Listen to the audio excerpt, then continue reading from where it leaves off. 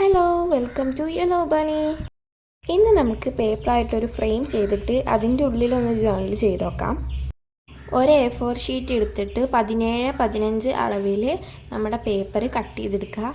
ഇതൊരു മിനി ഫ്രെയിമാണ് എന്ന് വെച്ചാൽ ഇത് ഭയങ്കര ചെറുതായിരിക്കും, അതുകൊണ്ടാണ് ഈ അളവെടുക്കുന്നത്.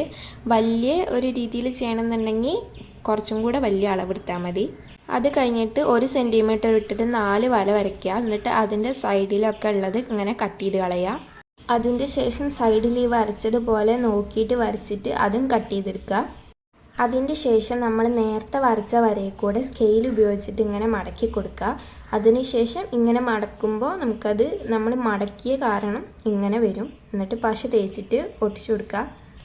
പറയണത് മനസ്സിലായിട്ടില്ലെങ്കിൽ ഇതിൽ കാണുന്നത് പോലെ ചെയ്യുക. ആ കട്ട് ചെയ്യണതും ഷേപ്പൊക്കെ നിങ്ങൾ ഇതിൽ കാണുന്നത് പോലെ വരച്ചിട്ട് എടുത്തിട്ട് കട്ട് ചെയ്യുക. ഞാൻ ഇത് മുമ്പും കുറേ ചെയ്ത് നോക്കിയിട്ടുണ്ടായിരുന്നു, പിന്നെ കുറേ ചാനലിലും കണ്ടിട്ടുണ്ടായിരുന്നു. പക്ഷേ ഇപ്രാവശ്യം ചെയ്തപ്പോൾ എനിക്ക് ഭയങ്കര പണി പോലെ തോന്നി. എന്നിട്ട് കുറേ കഷ്ടപ്പെട്ടിട്ടാണ് ഇങ്ങനെ ചെയ്തത്. അപ്പോൾ അളവുകളൊക്കെ എടുക്കുമ്പോൾ കറക്റ്റ് ആവാൻ വേണ്ടി ശ്രദ്ധിക്കുക.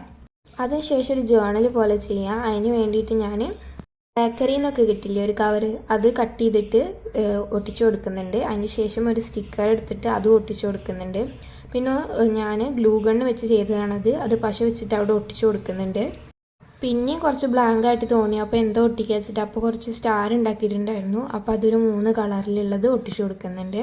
ഇതിപ്പോൾ ജേർണലാണോ എന്ന് വെച്ചാൽ അറിയില്ല, എന്തോ ഒന്ന് ആയി വന്നിട്ടുണ്ട്. പക്ഷേ എനിക്കിത് നന്നായിട്ട് ഇഷ്ടപ്പെട്ടു. അപ്പോൾ അത്രയാണ് ഇന്നത്തെ വീഡിയോ. എല്ലാവർക്കും ഇഷ്ടപ്പെട്ടു വിചാരിക്കുന്നു. Thanks for watching.